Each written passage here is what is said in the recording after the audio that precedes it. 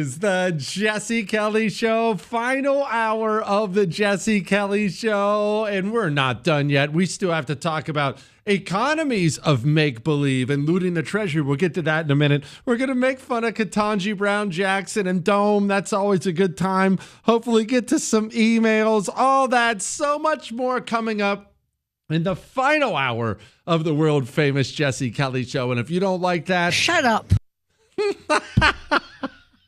I can't help it, Chris. It's too funny. This woman's just... She drinks a lot. Why did you refuse the National Guard on January 6th? Shut up. I did not refuse the National Guard. The president didn't send it. Why are you coming here with Republican talking points as if you're a serious journalist? Why you're not even serious. Get me a beer. Somebody give me a beer. All right, quit. Focus. Obviously, we have had a discussion before about what communists do with power. What do? What are the two things they do? They reward their friends. They punish their enemies. And I've used the example before many times about a bank robbers. If I want to go down and rob a bank, there's a bank across the street. If I want to rob it, I could go in there by myself, get a gun. Well, I have a gun, but get my gun, get a ski mask, or maybe something cooler. Anyway, get a ski mask. I could go in and everybody put your hands up. Give me the $500 in the register. I can do that. Now, if I'm by myself, am I going to be able to disable the security system, keep the people from calling the cops, get my way down into the bank vault, open the bank vault, fill up a bunch of bags full of them? Am I going to be able to do that by myself? Of course not. If I'm going to do that, well, that's a big job that's going to require a large group of people. So if I go grab 10 bank robber guys in the area and we sit down and come up with a plan, well, I can skip the cash register. I don't need $500 from the cash register. I'll go down to the bank vault and take $5 million. This is how the communist looks at political power and the access to your money, the access to the treasury, wherever he takes power, whether it be city, state, federal, wherever he takes power. This is how he operates. We really saw this cranked into overdrive during the Biden administration, but they've been operating like this for the longest time. You gain access to the treasury and you loot it. You loot it as fast as you possibly can. You swipe all the money out there and you hand it out to all of your friends, all of your financiers. You steal from the taxpayer and hand out the money. There is no better example of this than the, quote, green movement. I'm talking about all the climate communist insanity that SUVs are making the planet warmer and all that idiocy. What's that all about? It's about two things. The climate change, global warming movement is about destroying everything because it's the most destructive part of communism by far. Race communism is the easiest one to sell. Climate communism is the most damaging because it's the one that can really burn everything down. So it's about two things. It's about destroying everything, and it's about stealing gigantic quantities of your money. It gives them an excuse to dip their greedy fingers in the treasury and hand it out to their friends and family. Now, here's the problem, and this is a problem for a lot of different parts of the world, a lot of different parts of our society. The naivete of even high up people, even highly educated people, as to what exactly is going on. You've heard me complain before about pastors who don't follow the news, don't study politics. What's that, a border? But that's terrible, man. Come on. You can read your Bible in the news. Come on. It also applies to the business world. These business people, they can get caught up in gigantic government checks, in financial incentives, and it can create for them the illusion that there is an economy for something, and that economy doesn't exist at all. The green movement, as they call it, the climate communism movement, is the best in the world at this. This headline made me snicker. Ford's CEO admits the electric vehicle market will be, quote, way smaller than we thought. Now, maybe you have an electric vehicle, maybe you don't. I don't have one. I personally don't have anything against them. It's just not my thing. But where did this electric vehicle market, where did the idea of it come from? Well, the Biden administration, in large part, stole a large portion of the United States Treasury, and they handed that money, the money they stole from you, out to electric vehicle companies, really car companies, incentivizing them to go all electric. They handed that money to solar companies, all these different friends and allies of the Communist Party. They got large bags of your money, and this created in people, including in the business world, an illusion that there is a market where there is not a market.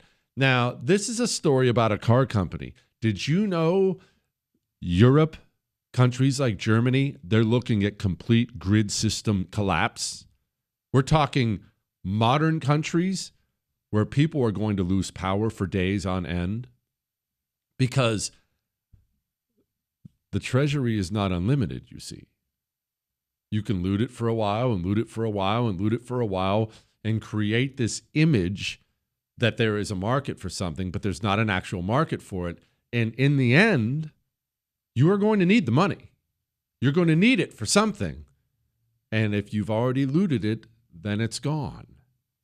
All these subsidies for this and solar for this and that, it has a gigantic cost.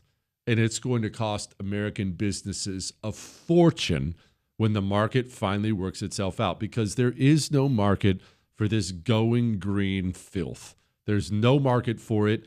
The entire market is fake, and it's fake with your money. Democrat politicians, local, state, and federal, steal your money and create a fake market for a fake industry just so they can reward their friends with the money you work hard for. They stole 25% of the money you earn today, and Democrat politicians will hand it out to their financiers as fast as they can get their hands on it. That's the truth. Jesse, your nemesis, Clay Travis, once again dissed you by bringing up the $75 tequila shot incident. He said you had poor judgment and lacked thinking skills. Are you going to let this besmirchment of your character stand? Clay needs to let this go. This is years ago. I didn't know what they cost. I don't really drink tequila. And I certainly have never really had any fancy tequilas. And it was a rooftop, one of these celebration things in New York City. And I ordered it. And what, Chris?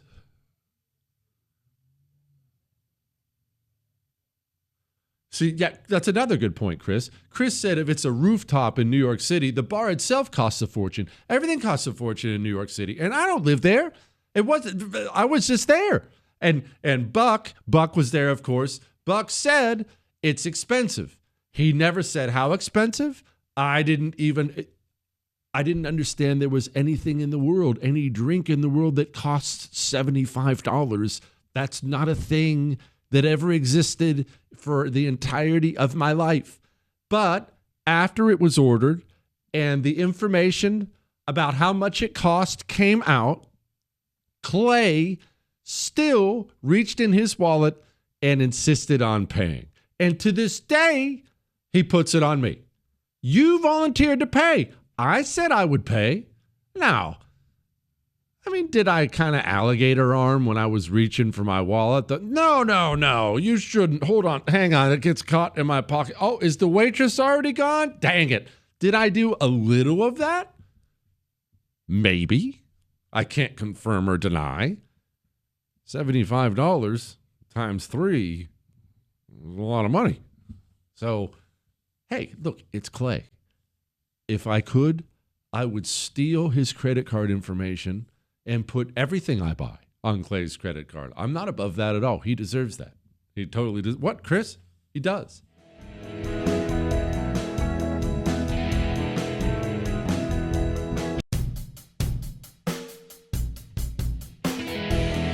It is the Jesse Kelly Show, reminding you that tomorrow is an Ask Dr. Jesse Friday or Thursday. It's Ask Dr. Jesse Thursday because I'm not going to be here Friday. Not my fault. The suits have called. I have to go do something. You can email me your Ask Dr. Jesse questions for tomorrow, jesse@jessekellyshow.com. Before we get to any more of these emails, remember Katie Porker running for governor of California, former congresswoman. She's just really mean. This is the woman who dumped boiling potatoes on her ex-husband, been caught on camera multiple times screaming at staffers, sat down for an interview. It didn't go well. But you just said you don't need those Trump voters. Well, you asked me if I needed them to win. So you don't I think feel like this is unnecessarily argumentative. What is your question? The question is the same thing I asked everybody, that this is being called the empowering voters to stop Trump's power grab. Every other candidate has answered this question. This is not Correct. And I said I support it. So, and the question is, what do you say to the 40% of voters who voted for Trump? Oh, I'm happy to say that. It's the do you need them to win part that I don't understand. I'm happy to answer the question as you have it written, and I'll answer it. It's just an unpleasant person. We've all known a mean person in our lives. Somebody who's just kind of treating people like crap all the time. Well, that's Katie Porker. And remember I came on the radio and I said the problem Katie Porker is going to have is being governor of California is significantly bigger than being a congresswoman from California. And because the job itself is bigger, if you have treated people terribly your entire life, there's a greater chance that it's going to come back to burn you when you are going for a bigger job. Well, I don't know that we've seen the last of the damaging Katie Porker videos. She just sat down for another interview, and here's what she said. Can voters be confident that there won't be another one of those videos that's going to come to light? What I do know is that I could have done better on that situation. But that's not a no. So is there potentially another video that we're going to see? Nikki, I'm going to be honest with you. I know that video was several years ago, as you know, and I apologize to the staffer. That's super important to me, and will continue to try to hold myself to do better. That's what I can promise. But not that there's not going to be any more videos, because that's what people are wondering. Are we going to see something else like that? I can tell you what I've told you, which is that I am taking responsibility for this situation, and I'm also not going to back down for fighting back for California, from being tough. I don't think this is a moment where the same old is going to cut it. But that doesn't change the fact that what I did to that staffer was wrong. I've acknowledged it to her in that moment, and I'm acknowledging it now. There's more video. There's going to be more. You know it. I know. Look, obviously, look, that was 2 interviews that we saw together. Do you think that's the only time she's ever spoken to somebody like that? There are people out there in every industry. You have them in your industry, whatever that is, or in your school, if you're in school. There are people out there who have a reputation for treating everyone around them like crap. And those who are inside of the industry, you know who those people are. And when the story comes out and the general public finally finds out about it, they're generally shocked. But everyone who knows goes, oh, yeah, that's no surprising at all. Some people just treat everyone like crap. That's what they do. Katie Porker is an awful human being who treats everyone around her like dirt. She's a terrible person. And she is such a mean person. It's not that I think California is going to go Republican, although that would be nice. I could actually see Katie Porker losing the primary, even a primary she's currently winning, according to the polls. I could see her losing the primary just because she's so insanely unpleasant. Just an unpleasant person. Jesse, what would you say to your sons? Oh, the subject of this one is not narking. What would you say to your sons knowing something like the dope head in your building bathroom and you not telling the manager? What conversation with your son, what would that sound like? So a lie is okay. Oh, this is about that pothead I found in the building bathroom. He was the only one in there, and I walked, and it reeked like weed. And then I ran into one of the guys who's in charge, who I know in that business, and I told him that there was a guy there, and then he asked who it was, and I just played dumb, even though I know who it was. I was like, no, I'm not really sure, because I can't bring myself to narc on people. It's just not what I do. My sons are not allowed to tattle either. They're not allowed to tattle on each other. That is punished in my house. You don't ever get to come and say, hey, I saw James steal a cookie. Hey, I saw Luke, he was watching TV when he wasn't allowed to. That is not allowed in my house. We are not allowed to do that. You don't do that. That is expressly forbidden in the Kelly household. Expressly forbidden. All right? All right. So you want to feel better about something? About some of these DEI freaks in our society who've risen to the highest levels of power, even though they don't have the ability, they don't have the capability. After we go talk to Savanah Hernandez, which we'll do here in just a couple minutes, we're going to talk to her about Antifa and street animals and things like that. I'm going to make you feel better about some of these DEI turds. Maybe I'll make you feel better. I guess it could make you feel worse.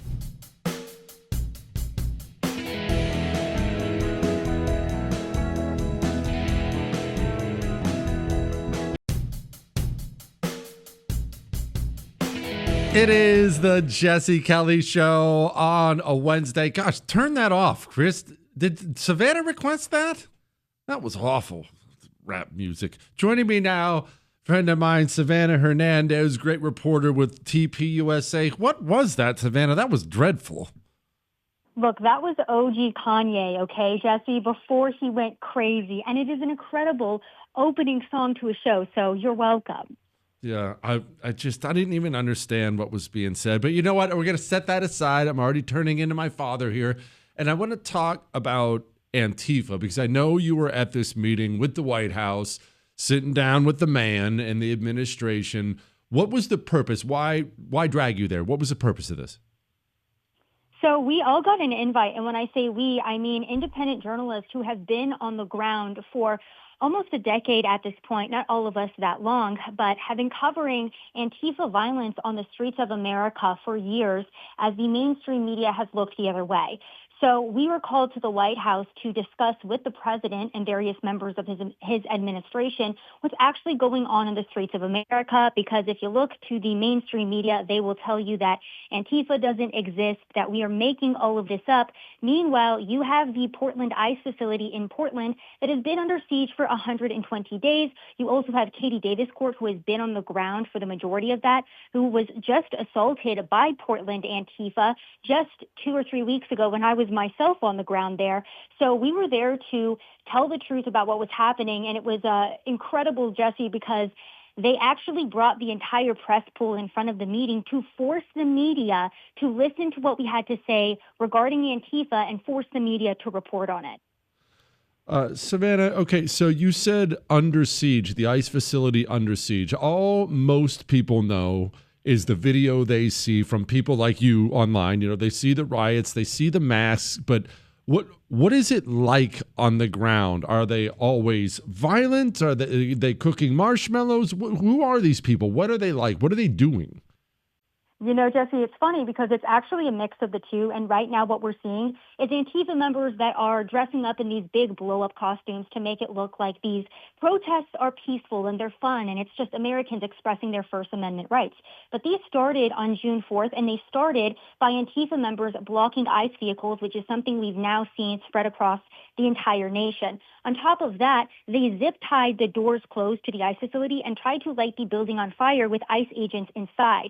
Also, if you go to the angle of investigative journalists who have been on the ground, we've been getting attacked. The first time that I went there in July to go and report on what was happening, for simply being outside and pointing a camera, the Antifa members out there started hunting me down because oftentimes they do not like the press, any type of press, whether you're local, independent, take your pick. They don't like people there filming because there are oftentimes many criminal acts happening. So, there are some nights in which they're going to be more peaceful.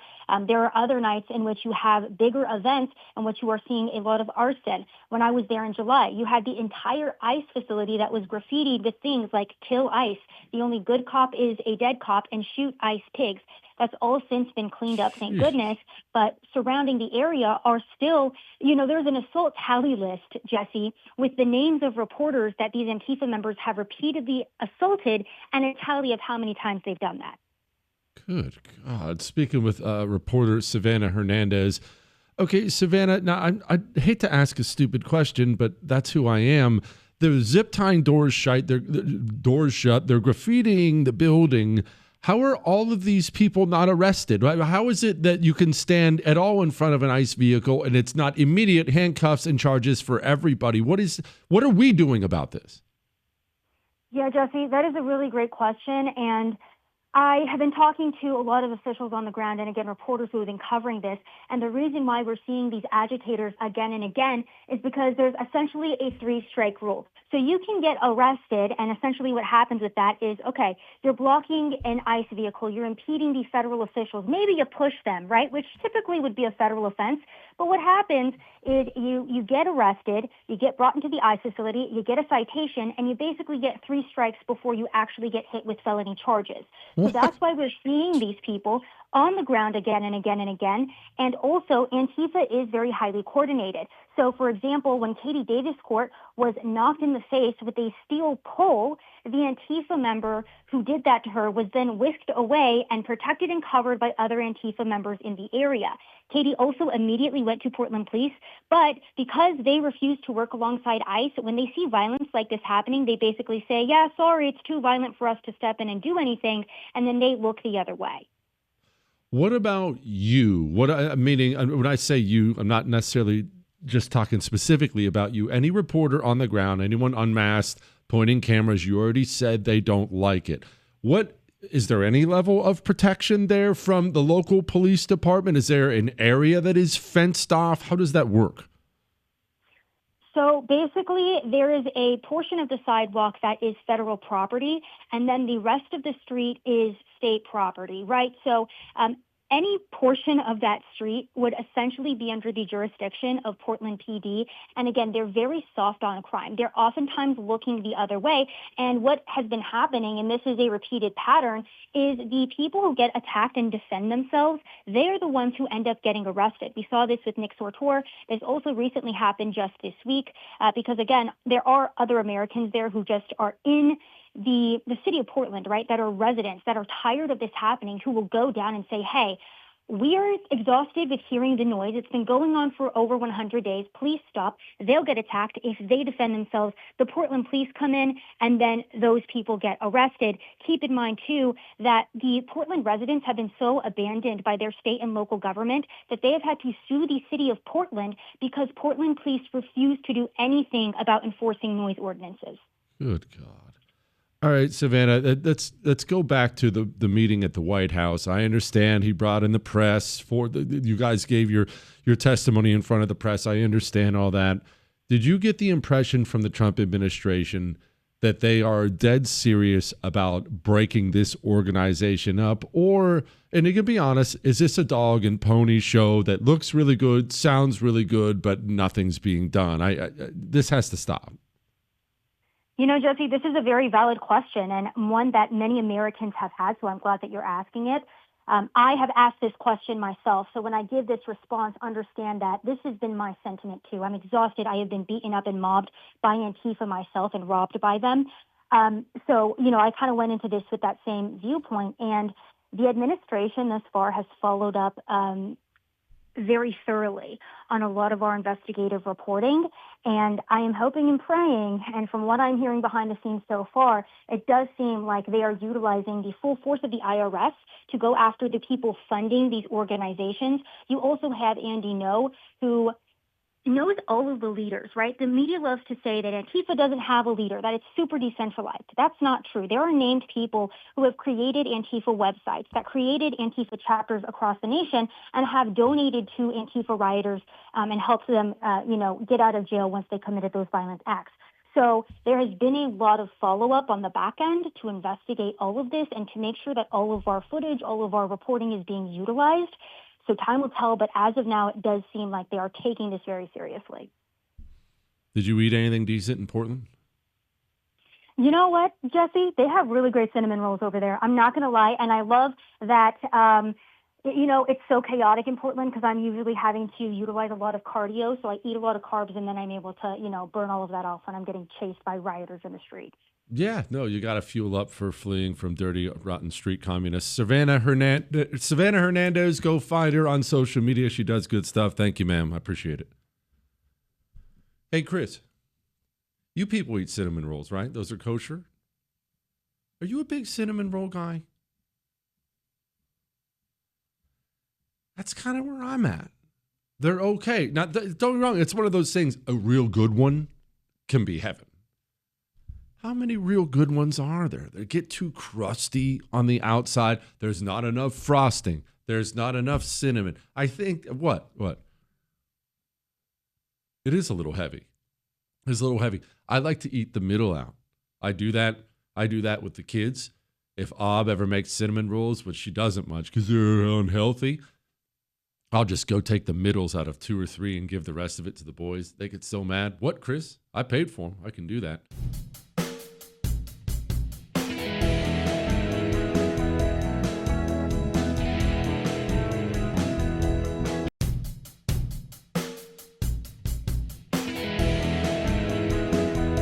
It is the Jesse Kelly Show, final segment of the Jesse Kelly Show on a wonderful hump day, a Wednesday, but I shall return tomorrow for our last show of the week. I'm sorry, Ask Dr. Jesse Thursday. Get your questions emailed in now to jesse@jessekellyshow.com. And remember... Why did you refuse the National Guard on January 6th? Shut up. I did not refuse the National Guard. The president didn't send it. Why are you coming here with Republican talk? Grandma Vodka had a couple extra mimosas at lunch today, feeling a little loose, the joints all greased up, and she was ready to go to war with somebody. Gave her the old shut up, and you could tell the dentures almost came out. Why did you refuse the National Guard on January 6th? Shut up. I did not refuse the National Guard. The president didn't. All right, quit. You want to feel better about something? I know that you've been frustrated. I've been frustrated with being such a DEI country where everybody's trying to diversify everything, and that's resulted in a bunch of very unqualified loser turds rising to high positions of power. And of course, that's horrible and bad for the country. I got all that. But you know that most of these people know they're unqualified, right? And they're uncomfortable. So they try to overcompensate. You know, Dome, you think Dome thinks she's smart? She doesn't. You think she thinks she has a good personality, charm? She doesn't. She knows. She has eyes. She has ears. She knows she doesn't know anything about anything. She knows people don't really care for her. She understands that the only reason she got her start in politics was she was young and attractive. She found an older man and she dated him and he gave her her start. She understands that. She knows. And she understands that she was able to rise up through California's political system because as a minority woman, she was virtually untouchable in a state like that. She had to be treated with kid gloves. She knows. She knows. Every job she's ever walked into, Attorney General of California, that's a really big deal. Senator, California, Vice President. She knew when she walked in the office, she was not ready to be there. She knows. So what do? They overcompensate. This is why these people say things like this. Well, some people have actually said I was the most qualified candidate ever to run for president. I like the some people say. Very nice, but go ahead. I'm just speaking fact. Yeah. Nobody's ever said that. And she knows that. She knows that she doesn't have what it takes. She knows that she's only there because she's a black woman. She is.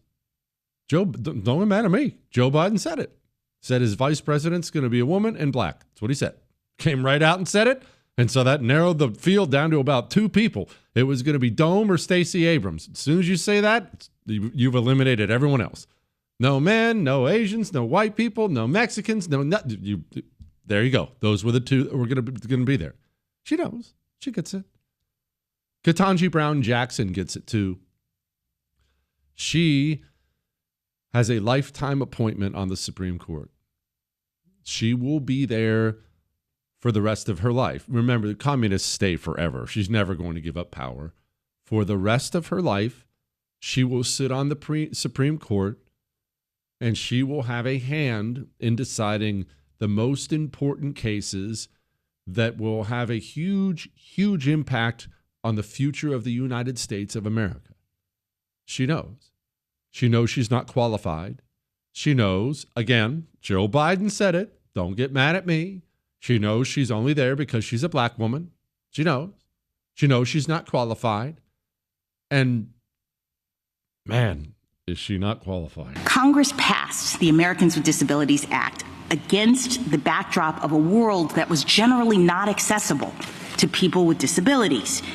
And it didn't matter whether the person who built the building or the person who owned the building intended for them to be exclusionary. That's irrelevant. Congress said the facilities have to be made equally open to people with disabilities if readily possible.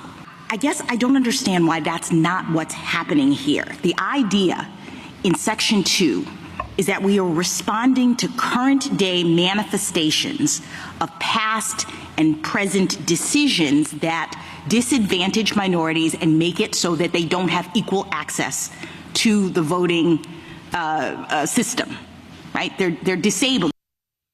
That was Ketanji Brown Jackson arguing that race-based districting, which is something we have in America, where they carve out a district just so it's black, that was her arguing that's equivalent to Americans with disabilities. This woman is on the Supreme Court until the day she dies or retires. And this is what DEI gets you. This is what the concept of diversity gets you. You know who you almost have to feel bad for? Clarence Thomas. Clarence Thomas, black man, grew up in unimaginable poverty, has risen to become one of the giants of our movement. So smart, so sharp.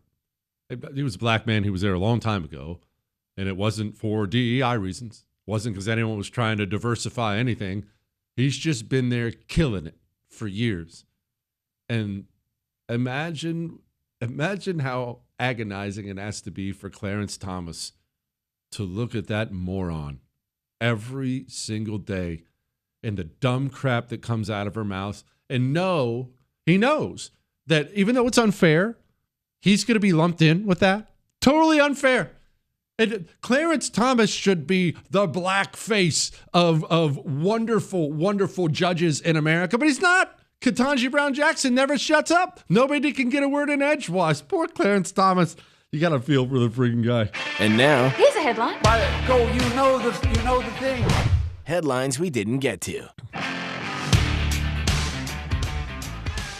State Department boots foreigners who celebrated Charlie Kirk's assassination. I am just so unbelievably happy that we've gotten to this point where we don't have to include everybody. Everybody isn't welcome here. And we're putting that message out loud and clear. If you are a foreigner and you are here, mind your P's and Q's, be on your best behavior. We are a sovereign country, and you will be removed if you do not. I love it. Vatican Library opens prayer room for Muslims. Oh, good. More tolerance. Activists outraged at queer erasure after government Abbott orders removal of Pride crosswalk and BLM mural. Yes, tear down all of their monuments and purge it. Columbia tells students and staff how to respond to ICE agents, instructs them to lock the doors. Another reminder that the longer your child spends on college campus, the greater the chances you will lose them to the religion of communism. And sadly, the, quote, better university you send them to, your odds go higher and higher. I will see you tomorrow for Ask Dr. Jesse Thursday. That's all.